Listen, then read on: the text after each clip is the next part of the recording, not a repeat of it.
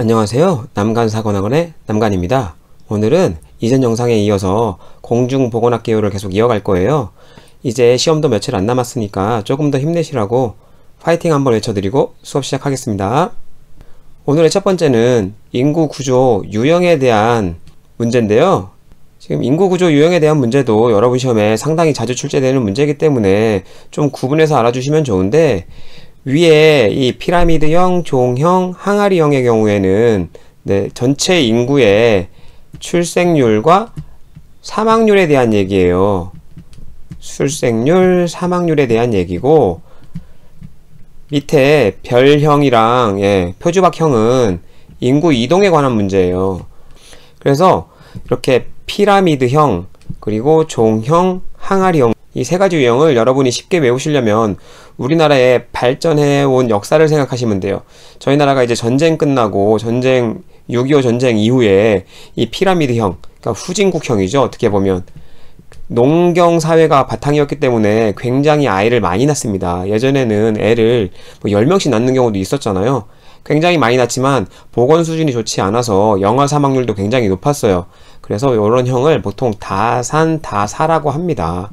왜? 많이 낳고 많이 죽어요. 애도 많이 죽고 노인도 보건 수준도 좋지 않고 복지 수준도 좋지 않아서 사망을 많이 하게 되는 거죠. 그래서 굉장히 많이 낳지만 노인의 수명도 짧아서 이렇게 피라미드 형태가 나타나는 게 피라미드형이에요. 그러니까 후진국형이라고 하고요. 종형은 여전히 많이 낳죠. 근데 보건 수준은 많이 올라왔기 때문에 영유아의 사망률이 굉장히 낮아져요. 그리고 노인 사망률도 낮아져요. 이렇게 완만해지잖아요. 그래서 이거를 보통 개발도상국형이라고 합니다. 개발도상국. 저희 나라가 이제 한 90년대쯤 접어들면 이렇게 종형이 나타나게 되고, 이 시기를 여전히 다산, 하지만 적게 낳는 소사 형태가 되는 거죠. 마지막으로 항아리 형태는, 이 그림을 보시면 이 형태를 잘 이해하시면 돼요. 적게 낳잖아요. 그쵸? 적게 낳고 역시나 사망률, 노인 사망률도 적어요. 그래서 소산소사 형태가 되는 거죠. 소산소사는 어느 나라의 유형이겠어요? 당연히 선진국형이겠죠. 저희 나라가 지금 전형적인 소산소사 형태죠. 출산율은 굉장히 떨어지고 노인의 인구는 계속해서 늘어나는 현재 우리나라 형태가 이 선진국형 항아리형인 거죠. 인구 이동에 대한 이 인구구조 유형을 보시면 첫 번째 별형, 이렇게 별처럼 생겼잖아요. 생김이 새가. 그래서 별형은 도시형이라고도 해요. 그리고 표주박형은 또 다른 말로 호로형이라고도 여러분 시험에 나오거든요. 호로, 이렇게 옛날 마차에 이렇게 호로 씌웠었잖아요. 그래서 호로형이라고도 해요. 그래서 호로형은 대표적인 농어촌형이에요. 별형과 호로형의 가장 큰 차이가 나타나는 부분은 요 부분이에요. 요 부분. 요 부분이 별형은 굉장히 넓게 분포되어 있고, 농촌형인 표주박형에는 굉장히 얇죠. 이 인구가 다 어디로 갔다는 거죠? 도시로 갔다는 거예요. 지금 보시면 15세에서 한 40대 정도가 다 도시로 이동한 거예요. 어떤 사람들? 경제 가능한 인구, 돈을 벌러 다 어디로 갔냐? 경제 가능한 인구가 도시로 집중되어 있는 거죠. 경제 가능 인구가 없이 이 홀쭉하게 이 중간 부분이 나타나게 되기 때문에 표주박형이 되고, 이 부분이 이렇게 급격하게 증가하기 때문에 이런 별형이 나타나서 도시형이 되는 거죠. 그래서 이 특징적인 부분을 이해하신다면 인구구조 유형은 그렇게 어렵진 않은 부분이에요. 출생률과 사망률에 대한 구분에서 선진국형, 후진국형, 개발도상국이 출산율이 어떻게 되고 사망률은 어떻게 돼서 저런 모양이 나오는구나. 한 번만 생각해 보시고, 별형과 표주박형 같은 경우에는 경제 가능 인구, 그쵸? 돈을 벌 수 있는 인구가 어디로 집중되는지, 그래서 거기가 인구가 많이 증가하고 그쪽 인구가 없는 유형이 어떤 그림을 그려지는지 생각하시면 여러분 시험에 나오는 정도는 굉장히 쉽게 풀릴 거예요.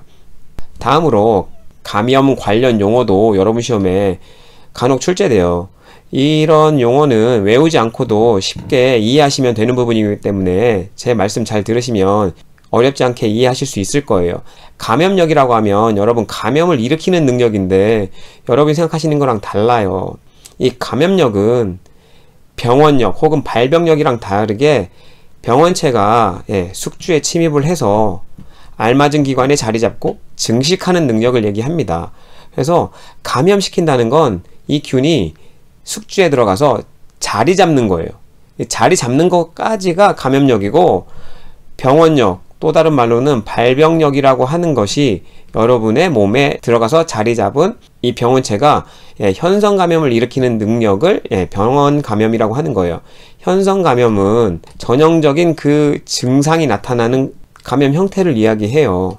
어떤 이야기냐? 네, 결핵이라고 하면 가장 대표적인 증상이 객혈이잖아요. 객혈과 기침 등 이런 전형적인 증상들을 나타내는 걸 현성 감염이라고 해요. 그러니까 결핵균이 침입해서 자리 잡는 것까지를 감염력이라고 하고, 이게 우리 몸에 객혈과 기침 등의 전형적인 결핵 증상을 나타나게 하는 능력을 병원력 혹은 발병력이라고 하는 거죠. 동력은 뭐냐? 얼마나 심각한 임상 증상이나 장애를 초래하냐는 거죠. 쉽게 생각하시면 감기랑 독감을 구분해 보세요. 독한 감기가 독감이잖아요. 그래서 독감이 그냥 감기보다는 동력이 더 강하죠. 이렇게 생각하시면 돼요. 치사율은 또 다른 말로는 치명률이라고도 해요. 그러니까 현성 감염자 중에서 사망을 얼마나 초래하냐는 거죠. 그래서 치명률이 높은 질환들을 뭘로 묶었어요? 1급 감염병으로 묶었잖아요. 그래서 이 치사율, 치명률은 얼마나 많은 사망자 수를 초래하는 정도를 나타내는 거죠. 면역력은 우리 몸이 외부의 자극, 그러니까 외부의 병원체나 이런 게 들어봤을 때 우리 몸을 보호하는 능력을 얘기해요. 그러니까 항원항체 반응을 일으켜서 외부에서 들어온 항원에 대한 항체를 마련해서 우리 몸의 면역을 발동시키는 능력, 이것을 면역력이라고 하는 거죠. 그럼 감수성은 뭐냐? 외부의 자극을 민감하게 받아들이는 정도. 여기서 외부의 자극은 항원이겠죠. 이렇게 항원이 들어왔을 때 민감하게 받아들인다는 건 쉽게 그 병에 이완된다는 이야기예요. 그래서 우리 몸 상태가, 건강 상태가 좋지 않을 때, 혹은 영양 상태가 좋지 않을 때 외부에 병원체가 들어오게 되면 당연히 우리가 쉽게 그 병에 걸리겠죠. 그런 걸 감수성이 높다라는 표현을 씁니다. 그리고 질병 지표로 여러분 시험에 정말 발생률, 유병률 엄청나게 나오거든요. 이 두 개를 구분하는 문제, 혹은 정의를 내리는 문제, 비교하는 문제 많이 나오기 때문에 꼭 잡고 가셔야 돼요. 이름부터가 발생률이에요. 새로운 질병이 발생한 율을 얘기하는 거예요. 그래서 분모 분자를 보시면, 분모는 특정 기간이라는 제한 기간을 두고 그동안 노출된 인구 수분에 새로 발생한 질병 또는 사건 수, 그러니까 이게 질병에 대한 얘기면 새로 발생한 질병 수가 되는 거고, 사건에 대한 얘기면 사건 수가 되는 거예요. 여러분 시험엔 사건 수보다는 질병에 대한 얘기가 당연히 많이 나올 테니까 보통 새로 발생한 질병자 수라고 생각하시면 돼요. 딱 한마디로 얘기하면 새로이 발생한 질환자 수가 얼마나 많은지, 이게 발생률이에요. 그래서 전체 인구 중에 그 질환에 걸려있는 인구는 당연히 제외되겠죠. 왜? 새로이 발병했어야 되니까요. 유병률은 이미 어느 시점에 특정 질환이 있는 환자 수를 얘기하는 거죠. 그래서 분모는 같은 시점에서 일정한 지역의 인구 중에 특정 질환이 있는 환자 수, 그러니까 이미 병을 가지고 있는 환자 수를 얘기하는 거예요. 그래서 이 두 개의 정의를 잘 이해하신다면 어려운 문제가 아니에요. 유병률을 한마디로 정의하면 이미 그 질병을 가지고 있는 환자 수가 어떻게 되느냐를 얘기하는 게 유병률이에요. 발생률은 새로이 발생한 환자 수, 유병률은 이미 특정 질환을 가지고 있는 환자 수, 이렇게 분자만 기억하시면 돼요. 그리고 여러분이 이 두 가지를 완전히 이해했다면 이런 걸 좀 이해하실 수 있을 거예요. 질병 이완 기간이 길수록 유병률이 높음. 이완 기간이 길기 때문에 병을 가지고 있는 사람은 늘어나겠죠. 그게 유병률이 높다는 표현이죠. 치명률이 높으면 빨리 사망하겠죠. 사망자 수가 높으면 그 병을 가지고 있는 사람은 많지 않을 테니까 유병률이 낮아져요. 만성질환은 만성질환이잖아요. 그 질환을 가지고 오랫동안 생존할 테니까 유병률이 높아지겠죠. 이런 걸 좀 구분하고 비교하는 문제들이 여러분 시험에 나오기 때문에 정의를 정확하게 잡아주셔야 돼요. 그 다음 방문건강관리 사업이라고 여러분 시험에 좀 나올 수 있는데, 여러분이 요 방문건강관리 사업이랑 좀 헷갈리는 게 방문간호예요. 여러분 시험에 나오는 방문간호는 어디서 제공하는 거냐? 노인장기요양보험에서 제공하는 거죠. 노인장기요양보험. 그리고 또 다른 방문간호는 병원에서 제공하는 방문간호도 있어요. 근데 여러분 시험에는 이 병원에서 제공하는 방문간호는 나올 일이 없고, 예, 딱 두 가지로 구분하시면 돼요. 노인 장기 요양보험에서 제공하느냐, 보건소에서 제공하느냐의 문제예요. 여기서 얘기하는 방문건강관리사업은 보건소 이야기입니다. 그걸 알고 한번 들어보세요. 그래서 지역보건법 제11조를 근거로 제공하는 건강관리사업이에요. 그래서 취약계층 대상이 누구냐? 취약계층이고 그 가정을 방문하여 통합 건강관리 서비스를 무료로 제공하는 것을 방문건강관리 사업이라고 해요. 그래서 대상이 취약계층이라는 거죠. 노인장기요양보험은 대상이 누구예요? 65세든 그 미만이든 노인성 질환이 있는 자들이 대상인 거죠. 이런 차이를 확실히 구분해 두셔야 돼요. 그래서 자가건강관리 능력을 향상시키고 건강상태를 개선하는 걸 큰 목적으로 삼는 거죠. 아까도 말씀드렸지만 장기요양 등급이랑 다르기 때문에 그 판정자는 제외가 됩니다.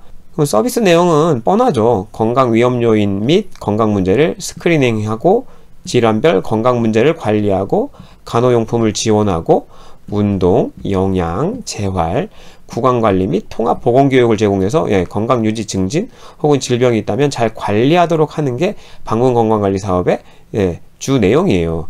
그것뿐만 아니라 보건과 복지 서비스를 연계해서 그분들이 이런 걸 잘 모를 수 있기 때문에 통합 서비스를 제공해 주는 것도 이 방문건강관리 사업의 핵심 중에 하나인 거죠.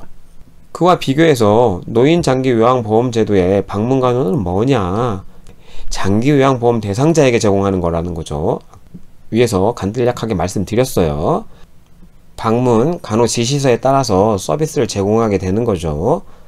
그리고 간호조무사의 경우는 3년 이상의 경력이 있어야 된다는 게 시험에 자주 나왔었어요. 원래 700시간 이상 교육 이수도 꼭 해야 되지만 요거에 관한 건 시험에 나왔던 적이 거의 없기 때문에 3년이라는 기준을 꼭 알아두시고, 그것만 나오냐? 간호사의 경우는 2년 이상의 경력이 필요하다는 것도 시험에 나왔었기 때문에 간호조무사는 3년, 간호사는 2년 경력 꼭 기억해 두세요. 이것도 단골 문제죠. 예방접종 주의사항 누구겠어요? 영유아 예방접종 주의사항. 아이의 건강상태를 잘 아는 보호자가 같이 가야 되겠죠. 당연히 그 아이 상태라든지 그런 걸 의사들이 물어볼 수 있기 때문에 잘 아는 보호자가 당연히 같이 따라가야 되는 거고요. 접종 전날 목욕을 시켜야 당일에는 피할 수 있어요. 그래서 전날 목욕시키고 당일엔 피한다. 왜냐하면 아이들 같은 경우에는 목욕도 굉장한 스트레스예요. 이 목욕을 시킴으로 인해서 안 그래도 예방접종 때문에 문제가 있을 수 있는데 스트레스를 받게 되면 고열이나 이런 문제를 초래할 수 있기 때문에 당일엔 목욕을 꼭 피해야 합니다. 그리고 오전에 방문해서 예방접종 부작용이 혹시라도 발생할 수 있으니까 오후 진료 볼 수 있잖아요. 그래서 오전에 방문하는 게 좋고, 고열이 있거나 애 상태가 좋지 않다면 당연히 예방접종은 안 하는 게 좋아요. 조그마한 스트레스에도 부작용이 나타날 수 있기 때문에 예방접종은 당연히 불가하겠죠. 접종 후 부작용이 있을 수 있으니까 병원에서 잠시 머무르다가 그 부작용이 나타나지 않으면 귀가하는 거죠. 접종 부위는 당연히 청결이 유지해야 되고 한 3일 정도는 잘 관찰해서 혹시나 문제가 있지 않은지 잘 파악해야 합니다. 그리고 접종 당일과 다음날까지는 과격한 운동이나 이런 건 당연히 삼가하는 게 아이의 컨디션 유지에도 좋겠죠. 예방접종 그렇게 어렵지 않기 때문에 한번 읽고 개념 정도만 간단하게 잡고 중요한 포인트만 잡고 가시면 돼요.